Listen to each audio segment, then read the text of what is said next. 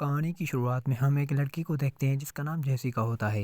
Jessica को अपने husband के साथ तलाक का मामला हो चुका था, जिसकी वजह से अब वो अपना घर छोड़कर वापस जा रही थी, क्योंकि उसके घर में रहने का अब कोई हक नहीं था।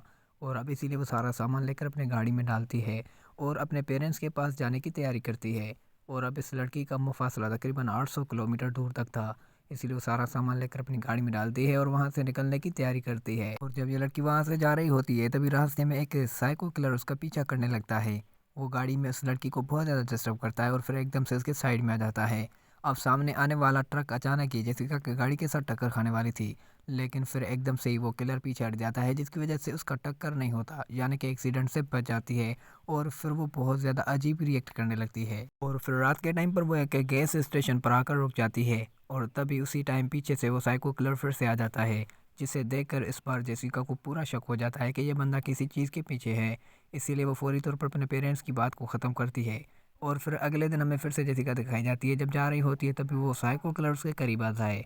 उसे कहता है कि कल जो हुआ मुझे समझ में नहीं आया कि सामने ट्रक आ रहा है, मैं इसी के लिए आपसे माजरत चाहता हूँ। उसे कहती है कि ठीक है, ऐसा हो जाता है, कोई बात नहीं फिर है। जेसिका अपने सफ़र पर फिर से निकलने लगती है। रास्ते में वही बंदा फिर उसके सामने खड़ा होता है। उसे कहता है कि उसकी गाड़ी का एक्सीडेंट हो चुका है, जिसकी वजह से उसका बाथरूम ठीक नहीं है। वो उसे लिफ्ट चाहता है और वो उसे कहता है कि उसकी हेल्प करे, वो उसके अपने साथ ले चले। लेकिन उसे अब बहुत ज़्यादा डर लगने लगा था, इसीलिए बगैर कुछ वो गाड़ी को गेट लगाकर सामने से निकल जाती है। और फिर अगली रात जब जेसिका अपने पेरेंट्स के साथ बात कर रही होती है, तभी वही साइको किलर फिर से इसके सामने आ जाता है। इस बार वो फौरी तौर पर गाड़ी की तरफ चली जाती है और गाड़ी को गेट लगाती है और फिर फौरी तौर पर गाड़ी को निकाल कर वहाँ से चली जाती है। और पीछे से एक गाड़ी आ रही होती है, जिसकी वजह से जेसिका फौरी तौर पर पुलिस को कॉल करती है। उसे बताती है कि कोई इसका पीछा कर रहा है और कोई इसको मारने के पीछे है। लेकिन जब गाड़ी क्रॉस करके चली जाती है, तभी वो उन्हें बताती है कि ये वो नहीं था जो इसका पीछा कर रहा था, ये कोई और था। और फिर थोड़ा ही आगे चलने पर जेसिका की गाड़ी का टायर पंक्चर हो जाता है और उसी दौरान जब वो टायर को चेक कर रही होती है, तभी वही साइको किलर फिर से उसके सामने आ रहा होता है। इसलिए वो गाड़ी को अलग करके निकलने की कोशिश करती है, लेकिन इतने में वो करीब उसके पहुंच जाता है। और फिर वो गाड़ी से उतर कर जेसिका के गाड़ी में बैठ जाता है और उसे एक ही धक्के में बेहोश कर देता है। सुबह के टाइम पर जब जेसिका की आँख खुलती है, तभी वो देखती है कि एक छोटे से रूम में वो बंद है। काफ़ी टाइम पर वो चिल्लाती है, लेकिन कोई भी सुनने वाला नहीं था। रात के टाइम पर साइको किलर उसके करीब आता है, उसे कहता है कि जो वो लेना चाहता है वो अगली रात लेकर ही रहेगा।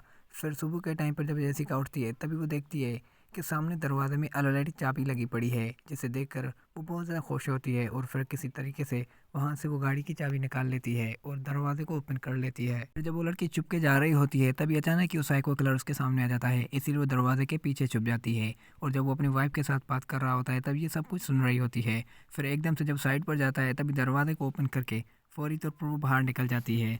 और बाहर जाते ही वो जंगल की तरफ भाग जाती है। उस बंदे को पता चल जाता है, वो उसके पीछे जाता है और उस लड़की को एक छोटी सी लकड़ी की टुकड़ी भी लग जाती है, जिसकी वजह से उसको काफ़ी खून बहने लगता है।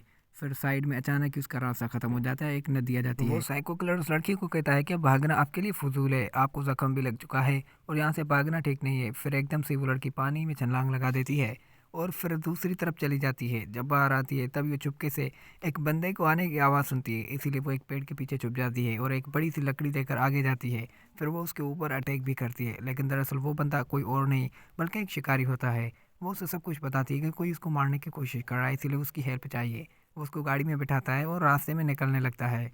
जब रास्ते में आगे जाते हैं, तभी देखते हैं कि आगे से रास्ता ब्लॉक है। और तभी अचानक पीछे वो साइको किलर आ जाता है और उस बूढ़े बंदे को यानी शिकारी को बोलता है कि दरअसल वो मेरी बहन है और डॉक्टर ने बोला है कि उसका दिमागी तवाज़ुन ठीक नहीं है। और फिर वो बंदा उसको कहता है कि मैं उसको लेकर जाऊँगा। फिर वो लड़की से बोलती है कि दरअसल ये सब कुछ झूठ बोल रहा है, मैं कोई इसकी बहन नहीं हूँ, ये कोई एक साइको किलर है। और वो लड़की से बार बार रोकने की कोशिश करती है। फिर वो अचानक ही उस लड़की को पकड़ भी लेता है। फिर वो शिकारी से बोलता है कि तुम उस लड़की से पीछे हट जाओ। फिर वो लड़की उसे धक्का देती है और वहाँ से निकल जाती है। पीछे वो साइको किलर उस बेचारे शिकारी को भी बुरी तरह से मार देता है।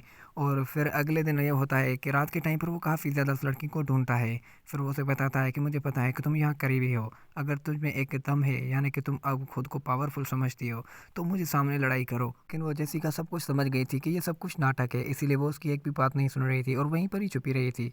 सुबह के टाइम पर वो लड़की आगे जाने लगती है और फिर अपना टारगेट कोई और नहीं बल्कि थोड़ा जब आगे जाती है, तभी देखती है कि वही बंदा उस शिकारी को दफन करने के लिए आया है। फिर वो उस गाड़ी का मौके का फ़ायदा उठाते हुए पीछे गाड़ी की तरफ जाती है। जब वो शिकारी को दफन कर रहा होता है तभी वो पीछे मौके का फ़ायदा उठाते हुए इस गाड़ी के पीछे वाली डिग्गी के हिस्से में चली जाती है। और तभी वो साइको किलर के पीछे अचानक ही अटैक करती है, जिसकी वजह से उसकी गाड़ी का बैलेंस भी बिगड़ जाता है। वो काफ़ी ज़्यादा कोशिश करता है लेकिन दरअसल उसका कोई भी फ़ायदा नहीं होता और गाड़ी उल्टी जाके एक्सीडेंट में चली जाती है। वो लड़की भी आस्ते आस्ते वहाँ से निकल जाती है और काफ़ी दूर चली जाती है। और तभी वो उसने गाड़ी से एक फ़ोन चुरा ली थी। वो उसके फैमिली को बताती है, उसके वाइफ को बताती है, तुम्हारा हस्बैंड एक किलर है, अगर मुझे तुम्हारी दोबारा कॉल आए तो समझना कि मैं ज़िंदा हूँ, अगर ना आए तो समझना कि तुम्हारे हस्बैंड ने मुझे मार दिया। फिर इस बात के बाद दोनों की आपस में काफ़ी टाइम पर फाइट होती है, लेकिन फाइनल में जो जीतती है वो कोई और नहीं बल्कि जेसिका ही जीतती है। और वो बंदा वहीं पर ही मारा जाता है। फिर उसी टाइम एक हेलीकॉप्टर का आवाज़ भी आता है जो उस लड़की को लेकर वहाँ से निकल जाते हैं। फाइनल में ये मूवी यहीं पर ही एंड हो जाती है। तो फ्रेंड्स, अगर आप लोगों को आज की वीडियो अच्छी लगी है तो वीडियो को लाइक और चैनल को सब्सक्राइब करना मत भूलिएगा। Thanks for watching.